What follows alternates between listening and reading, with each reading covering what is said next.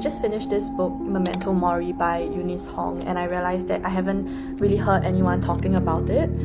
I bawled my eyes out on the bus finishing it a few days ago, and I think not because it was sad in a typical way, but because it made me reflect on all the times that I've grieved without even realizing it. Memento Mori starts as a woman telling her younger brother a bedtime story, but really it was her way of making sense of the darkest parts of her life. And she rewrites myths like Orpheus and Eurydice, asking what does it mean to be pulled away from the people we love, and what does it take for us to return. I think what stayed with me most is how she weaves mythology and neuroscience into a shared language for grief.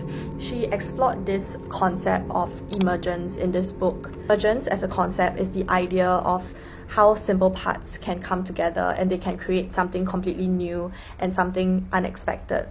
So there's a line in the book which says that the sum is more than its parts, and that's what grief feels like. It builds slowly out of small moments until it becomes something you carry. I also felt that the concepts of mythology and neuroscience morphed together in this book. It's also a form of emergence.